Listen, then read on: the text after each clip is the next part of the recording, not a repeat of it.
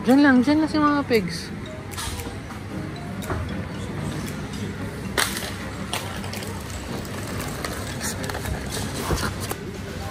Perlas ng silang. Perlas ng silang kasi hindi pala silang.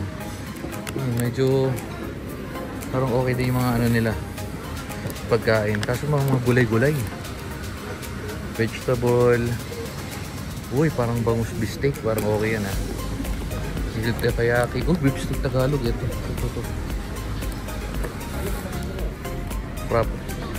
Uy, halo-halo. Halo-halo ni Lolo Bebot. So, time check. Dumating tayo dito sa restaurant. Huling video ko 5:41. 6:30 na.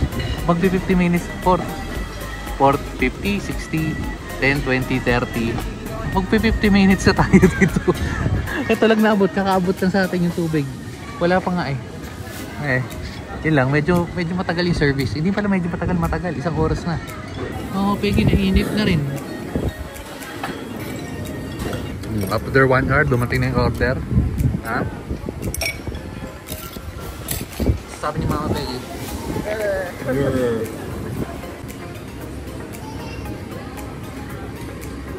Bail out na tayo. Medyo nainip na si Mama Pegi. Nasa niya. Ay, nainip si... Silip-silip na yun. Yes, Mama Pegi. Inip na si Mama Pegi. Ito na, malapit na. Inip na si Mama Pegi. Ha? Enjoy ka naman kakagala kanina. Kung napapansin nyo, medyo gabi na. Ay, yung tsura pagkagabi. After magbayad ng...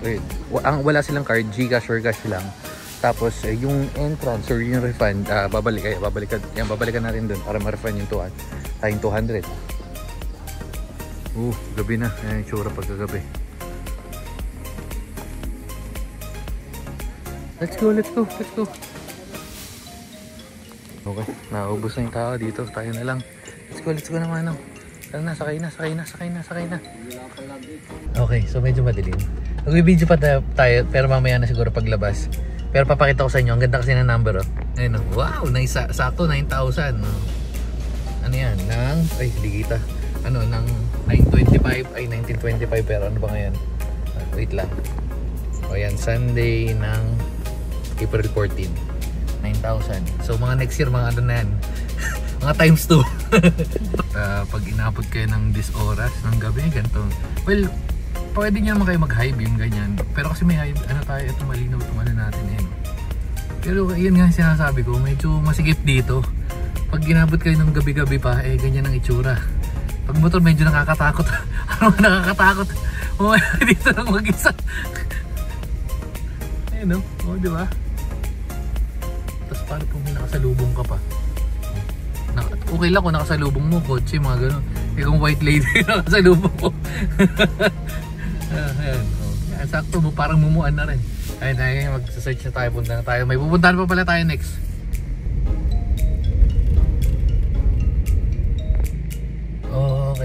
Okay. So dito na tayo.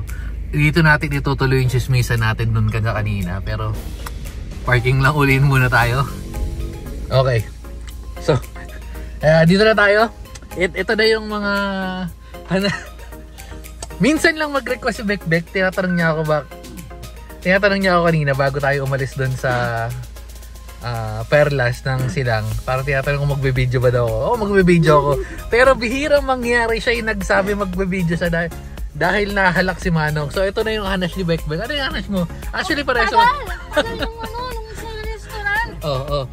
Yung masasabi ko lang, pumunta kayo sa Perlas ng Silang para sa mga flowers kasi maganda talaga yung garden. Huwag kayo kumain dun. Hindi, matagal kasi yun nga, nasabi ko naman kanina na video ko rin. 5:41 kami dumating. Hindi ko napansin na matagal kasi una papakita ko may drone shots tayo.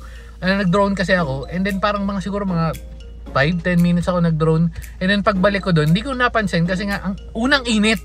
Ang init, mainit yung sa okay, maganda yung lugar kung bibisita kayo doon. Tulad nga na sabi ni Bekbek, bibisita kayo doon para lang sa para doon sa mga flowers. Pero yung sukain, feeling ko ito nga, nandito tayo sa Salakot. Feeling ko mas maganda dito. Papakita natin sa inyo, check tayo, pero busog na ako. Baka magkape na lang tayo, or cake, kung ano man. Anyway, so, yan, sina 50 rin, sina 50 na, inip na rin kanina. O yan, hashtag hanas. Tara na, bababa na tayo. Hanggang nagreklamo, isipin mo, bihira magreklamo sa video si Bekbek B. Tagal, yung meron mang bahabol. Kasi ang dami mga restaurant dito sa silang. Lumipat na lang kayo ng restaurant. Wag doon. Okay, tara, baba na tayo. Come on. Ay, meron pa sila mga mga ganyan, no? Malapit ako. Pagkakain ka, depende kung trip mga kubo, pwedeng ganyan.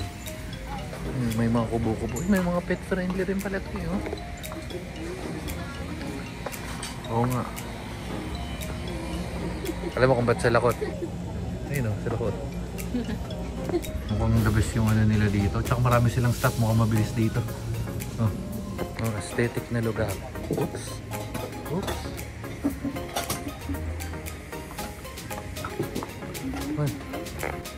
13 po, below take out is 13. Balin sa sayaw. May mga pa yun. Halo-halo. Pwede naman.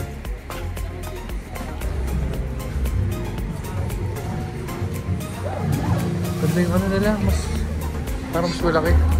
Oo nga. May parking naman pala dito eh. May parking dito, may parking din doon, pero yan, ayun yung itsura pag dito ka nag-park. Sarap pala rin, Salakot signature tiramisu, triple chocolate, Oreo, isang trato na. Para mabenta talaga ng Oreo cheesecake eh. Wow, okay. So, dito tayo sa may pakubo tayo. Oops, may electric fan, natural hangin, no? Manong, gusto mo ba dito, ha? Gusto mo ba ng province life? Kaso di ba yan, province life yan, province life. Tingnan mo naman, no? Province life. Kaso pag gumanto ka na konti, boom! City.